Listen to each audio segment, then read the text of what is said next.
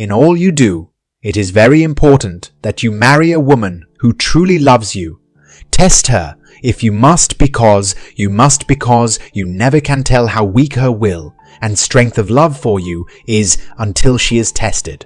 I count my last relationship as one of the greatest mistakes of my life, and I hope you learn from my story. Hello everyone, my name is Adam, 35M, and my ex-wife, Paige, 30F, and I were married for 3 years before I ended up in a hostel bed because of her. I lived in a countryside whose name I'll be withholding, and I was a well-known doctor. The first time I met Paige was at a local bar, and I had gone there to calm my nerves and drink a bit.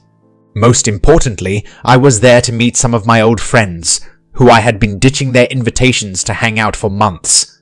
We were sitting on a table when my eyes caught an elegant, caramel-skinned lady with long black hair and honey brown eyes attending to men at the bar, and I couldn't take my eyes off her.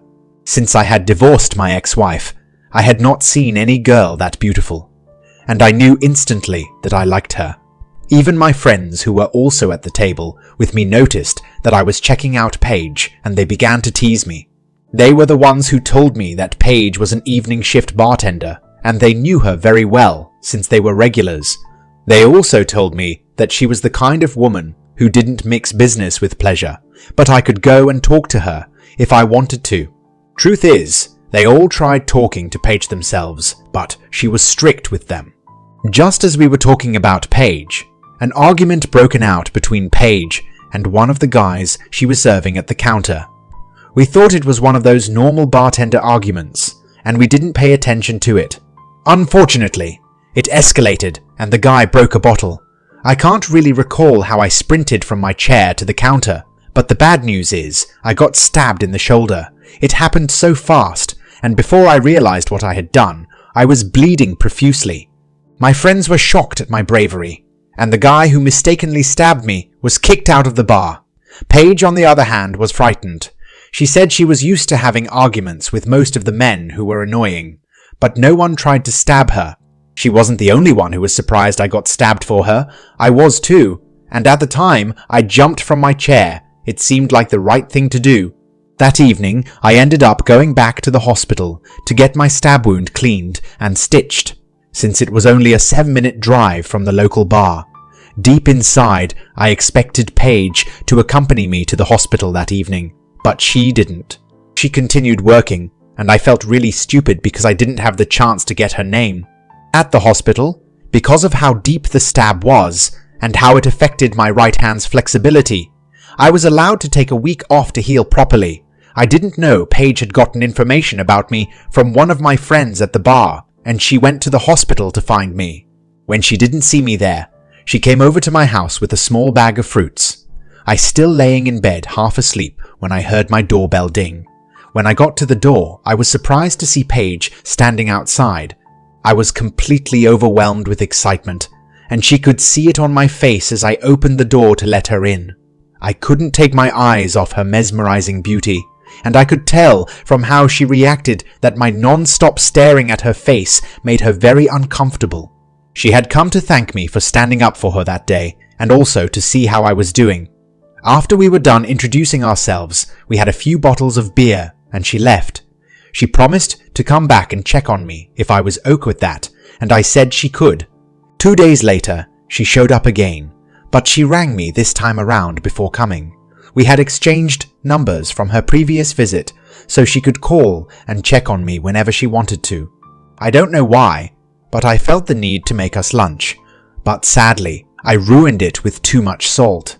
It was funny and embarrassing because my meals were never salty, but because I wanted to impress her, I messed things up for myself.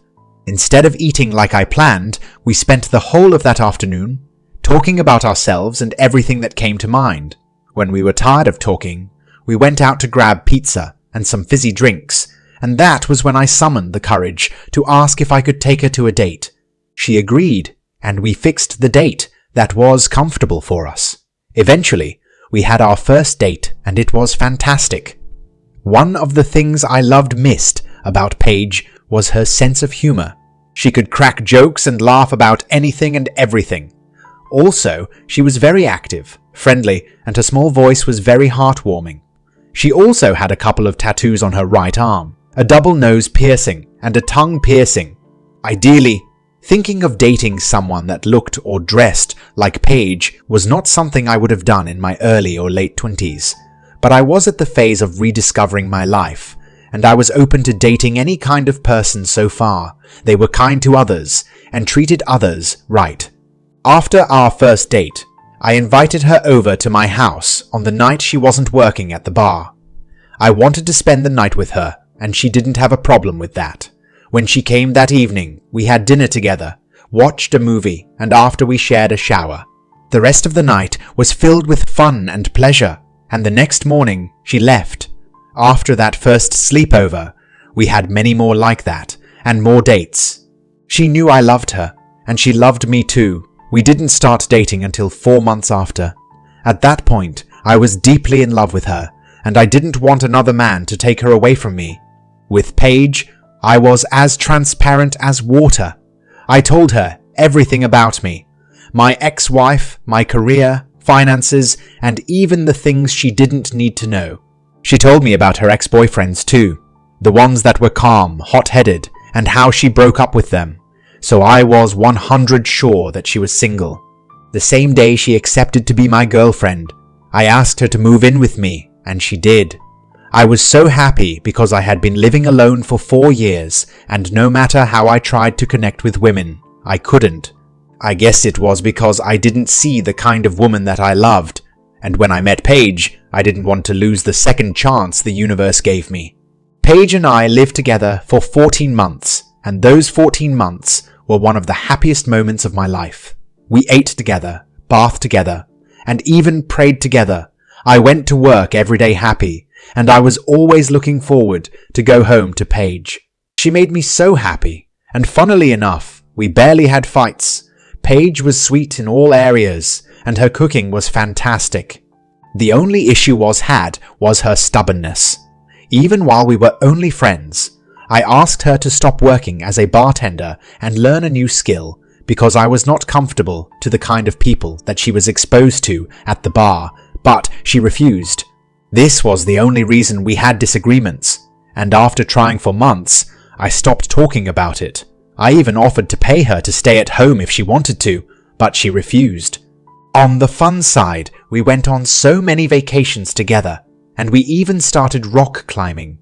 Being with someone like Paige was a dream come true. She ticked all of my boxes, including the boxes in my head that I never told anyone about. Our intimacy life was mind-blowing because we were always exploring.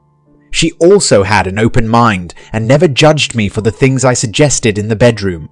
The town we lived in was not too big, so most of the community knew we were together. My friends were surprised that I was dating Paige, and some subtly tried to talk me out of it. They believed I only wanted to tap her honeypot, and nothing serious, but I told them I loved Paige, and I was with her because I wanted to. In my heart, I believed they wanted to ruin my relationship with Paige, because they tried to get her, and they couldn't, so they were mad. I didn't know that my friends were talking out of concern until things turned out the way it did. If I must add this, there's absolutely nothing I didn't do for Paige. I got her whatever she wanted, as far as she mentioned it. Even the ones she did not mention, I got them for her too. I took her shopping whenever she wanted to shop. She knew my card pins. I wrote her blank checks, and I bought her something fancy every time I received my salary. I did all of these things because I loved her a lot, and I was already envisioning us spending our lives together. I even extended my generosity to her family, just to show her that I meant serious business. Despite all of the disapprovals and attitude I got from my friends, I still went ahead to marry Paige.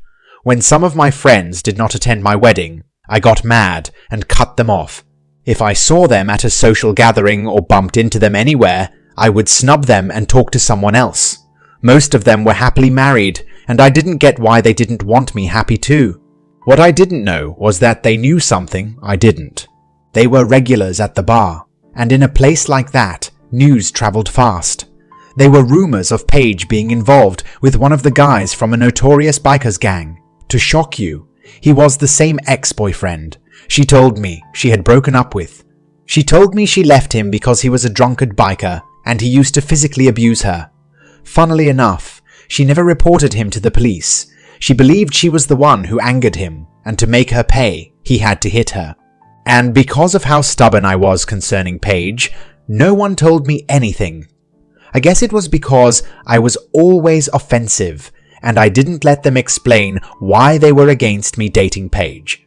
Almost a year after our marriage, I started noticing some strange behaviors with Paige. Things like her spending more time on her phone and always guarding it like there was something in it she didn't want me to see. She also seemed distant, and we weren't as close as we used to be while we were dating. She also began to come back the bar at very odd hours. Normally, she was supposed to come home at 11 p.m. every night, but she would come home by 2 or 4 on some nights, and whenever I asked her about it, she'd say she decided to sleep a bit at the bar. Since I didn't know her to be a liar, I believed her, and I didn't pay attention to the changes like I was supposed to. Also, at that time, my workload had the hospital increased, and I was barely home, though a part of me wanted to talk to my friends about what I was seeing, but I had no one to talk to, and the few friends that were left were not people I wanted to talk to about Paige, so I kept it in.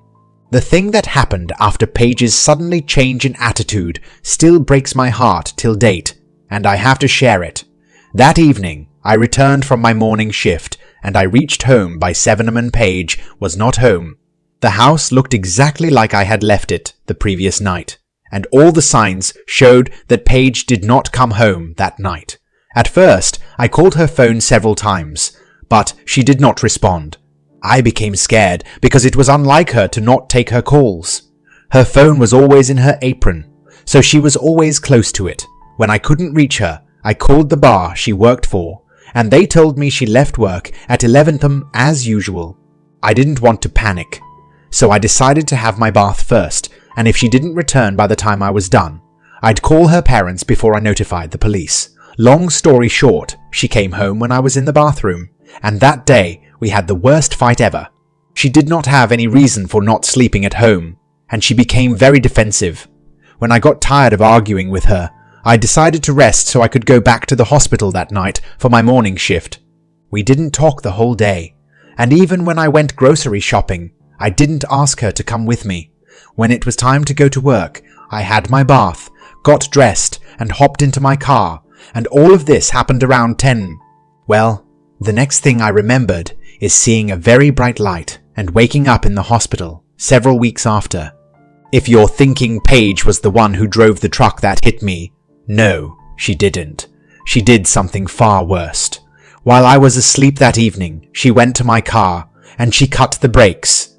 I had barely gone far from our house when I got to a traffic light and the car wouldn't stop. I ended up losing my left arm in that accident, and I was in a coma for several weeks. I was rushed to the same hospital I worked at, and luckily for me, I survived. My case was very complicated because when the police did their investigation and found out the brakes of my car was not working before the accident, they decided to dig deeper. They asked Paige, who was pretending to be sad, if she knew anyone that would hurt me, but she said no. The police also asked the neighbors if they had seen the last time I drove the car, and someone who saw me after I returned from grocery shopping that day said she had seen me. That was how they knew the time frame the brakes were cut. Luckily for me, they dig deeper and got footage from a neighbor's outside camera, and they saw Paige running to the car and running back about an hour before I left for work. They took her in for questioning, and in the end, she agreed to cutting my car brakes. They also found out she did not do it alone, but with her ex-biker boyfriend. I was very heartbroken, and by the time I was out of my coma, they were both sentenced to a life imprisonment. It turned out that she and her boyfriend had been planning it months after we started dating, but she wanted to earn more of my trust. The whole idea came from her biker boyfriend, and she said she cut the brakes that day because I yelled at her. Their intention was to get rid of me, so they could go away with all of my money, and they didn't think I would survive. We also found out that it was her ex-boyfriend that drove the truck that night, and he got info from Paige that I had left the house. They wanted the death to look as natural as possible, but everything was ruined. It's been 2 years now, and I'm still picking up the pieces of my life. I had a robo left hand inserted because of my profession, and I'm a bit glad. My friends, who I snubbed because of Paige, did not desert me when I needed them the most. I divorced her, and she signed her divorce papers in prison. Most times I feel sad for her, but it's better for her to be in prisons than for me to be in a grave. The biggest lesson from this story is, of course, to subscribe to my channel, as well as like and comment your opinion under the video. Everything helps for the algorithm. Don't forget about Patreon.